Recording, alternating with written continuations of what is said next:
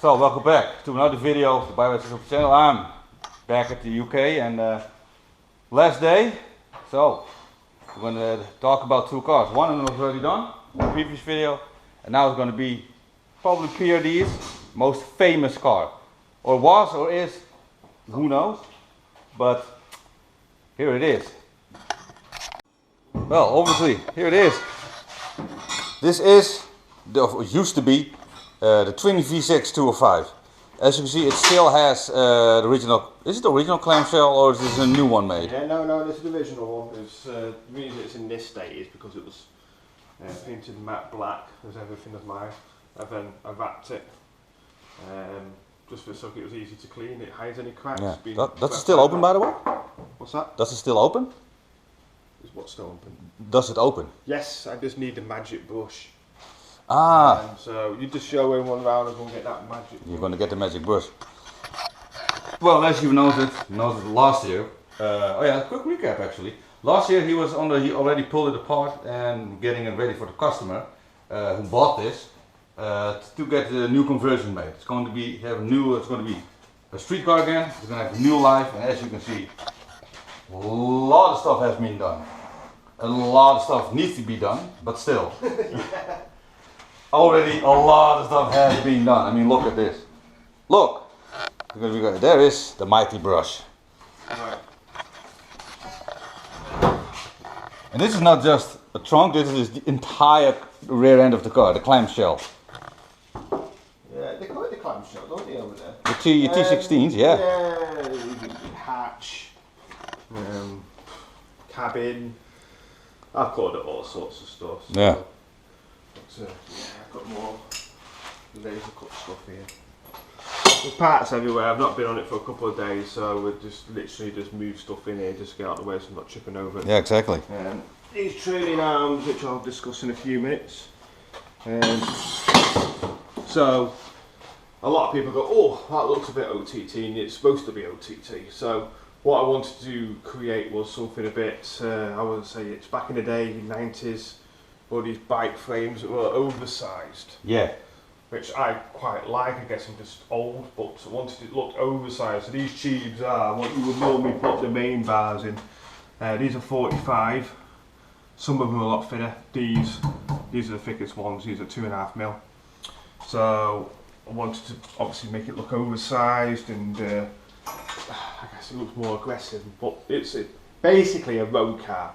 So if I was going for the lightweight version, which is a track, which is fine, I would have done it a lot different. But as this is a road car, it needed to be strong.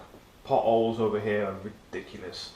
And knowing a few people with radicals and all sorts of cars like that with the frame, they bend. They only have, say, 120-hour shelf life, I like to call it, before they need to have a full rebuild, and they bend for fun. So I wasn't wanting to go as a, motorsport spec space frame. I wanted it to be more of a, well, something to, A road car, so that you can use all, yeah. It needed to be different. Not daily, but yeah. just a fun road car, I'm guessing, It needed to be different. I mean, the customer said, oh, well, let's go and make a T16 replica. And I said, no, too many people have done that. I don't believe in trying to make something which has been done before and many, many times. Let's just make it our own. Let's make a 205 in our vision and the way we want it. So I'm doing this on where the customer is and what we want to do. We want to make it, well, I won't say the ultimate, but that's quite big-headed, but something which is a lot different to what anyone else would have built before. So go for the rear engine. Again, this is Megane engine.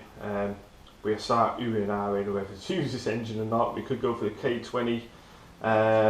We thought about even a rotary engine with obviously wheel drive. I've done it in a sense that we could put a diff in the front and make it four-wheel drive. So I've not blocked any sort of further thinking in regards to that sort of thing. So, but at the moment it's loosely around the Megane engine, being obviously the way it is at the moment. You probably think, oh, how's this going to work? Well, it's quite technically much different than what you would imagine. So it's basically a trailing arm with double wishbones. with inbound shocks which will be running down here. I will obviously show you some laser cuttings in a second, but the front is also double wishbone suspension.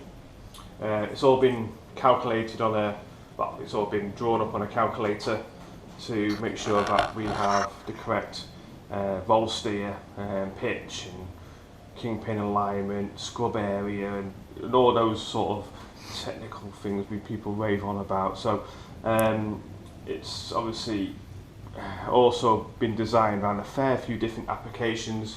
If it doesn't go to the road, we can turn it into a rally car, we can raise the suspension.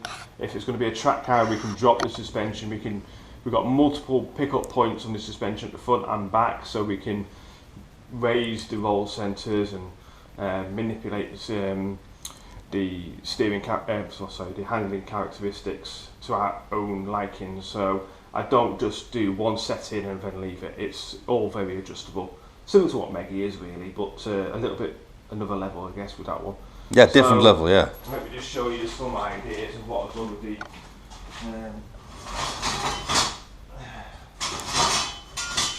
So I've actually purposely bought a CNC cutter for this. CNC plasma cutter for this. Because obviously cutting this out by hand, I mean, anyone will know, if you cut something like this out by hand, it never looks perfect. And it looks homemade, handmade, or what you want to call it. And I wanted this to look as if we have put the time and effort into it. So this will be one gusset or bracket. Obviously this is the point for the damper, which will be coming up here. Obviously there'll be a plate on the end of there, and obviously the pickup will come down here. Oh yeah, yeah. Okay. If you can just visualise that for a moment there, that's not going to stay there, is it? No. And this so you need some welding? Bottom. So we basically made two of these and we flip it round, and we have that going there, and we have that going on there. So that'll be welded there as well. Okay. So we have like the front, the upper pickup points, the wishbones, and the lower. Okay, we can adjust that with the obviously just dropping up and down, and that gives us a bit more roll centres and stuff. Obviously there's a bar that's got to come down here, obviously because it was added on, it's not been done yet. There's two of these, so there's one there and one here. Okay, these are 2.5mm thick, which is good enough. Yeah, that's pretty stout. We might box these off, you don't know. Again, these door bars, I had a lot of grief over these door bars. A lot of people say, oh, nice bending, and some people, they're not strong, they're bent. Well, obviously. But they didn't notice that there's a huge bar at the bottom and there's a huge bar at the top. And I've still not put any gussets in there yet. So yeah. There'll be a design in there, being obviously the 40th anniversary of Peugeot, the 20th year of PRD, and my 50th build. So you can imagine I'm putting a lot of effort into this car. I'm getting old.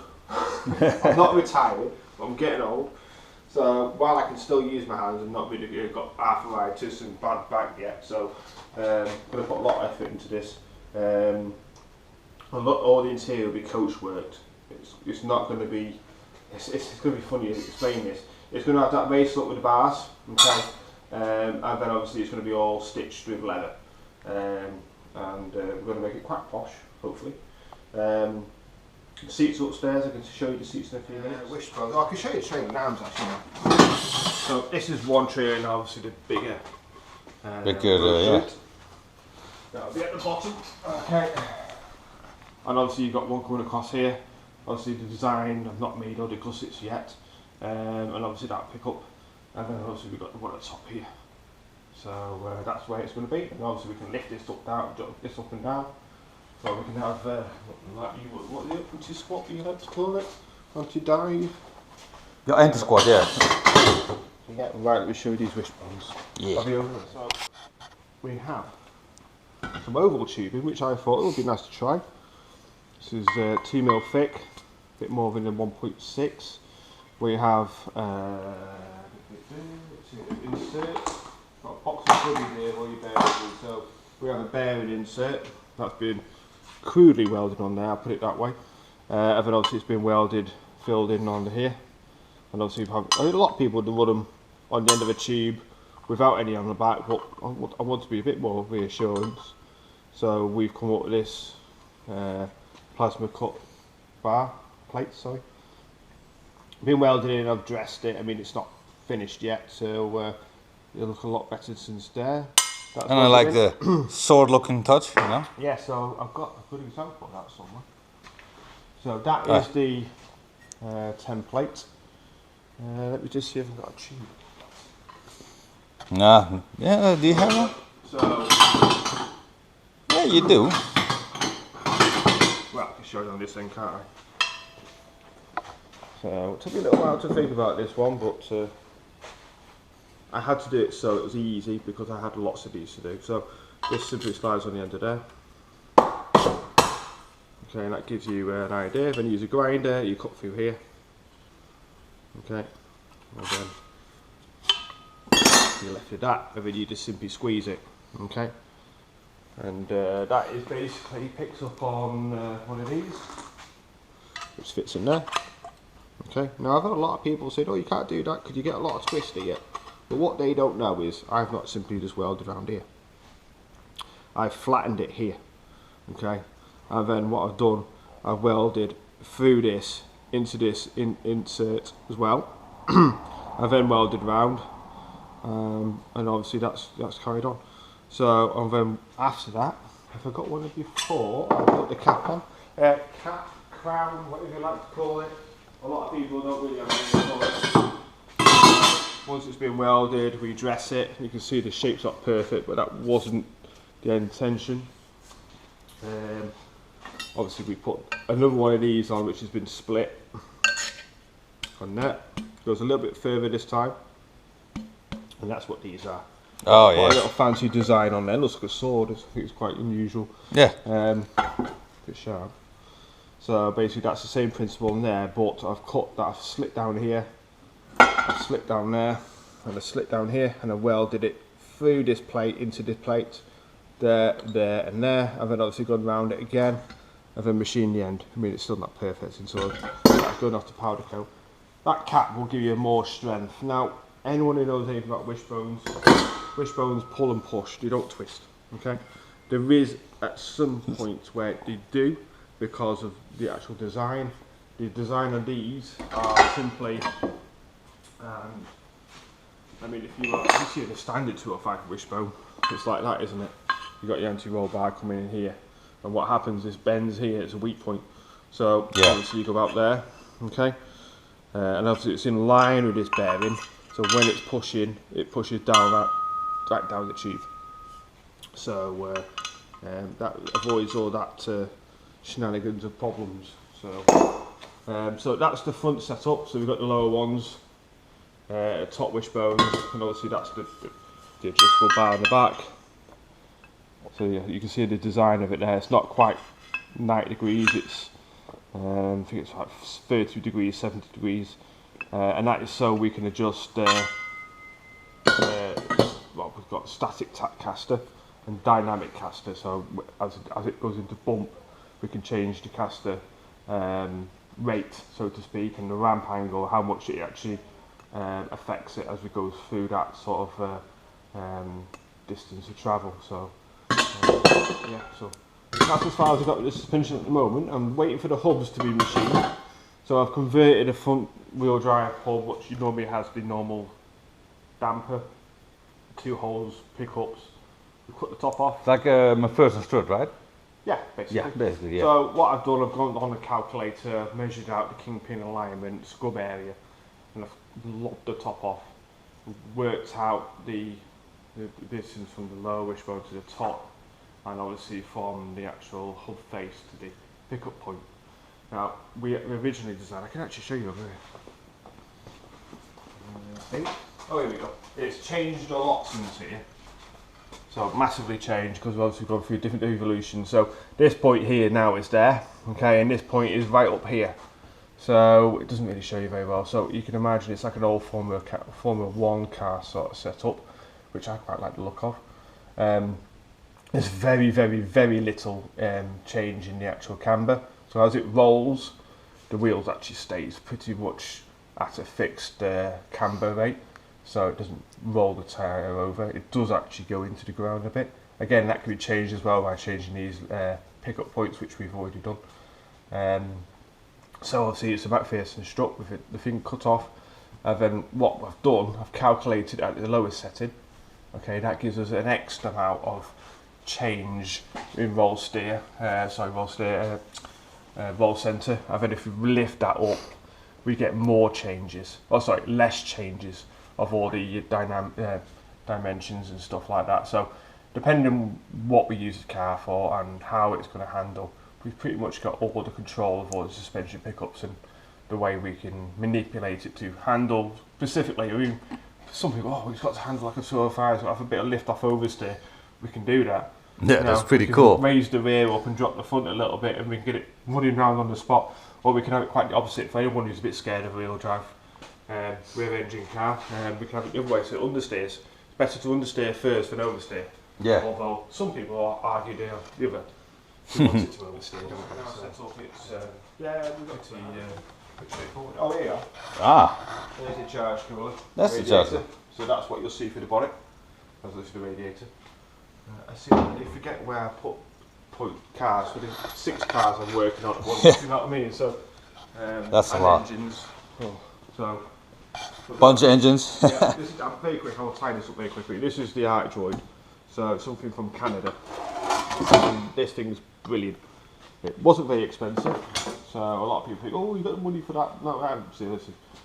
It's paid for itself down with this car, and it's made things a lot quicker and a lot easier. So what the customer says is we can put into some technology to make things much better. So we made a very, very quick table which has legs stashed somewhere. Okay, and we just simply put a plate on there. We put a design into the actual touchscreen, which you've put in there, I'm hoping. Yeah, put it in there. And you simply just put your, as you call it, the Haltech chip in there. Yeah. Press a button and it'll cut out pretty much any design which you've probably seen, and repeat it. Now the best function of this thing is its traceability.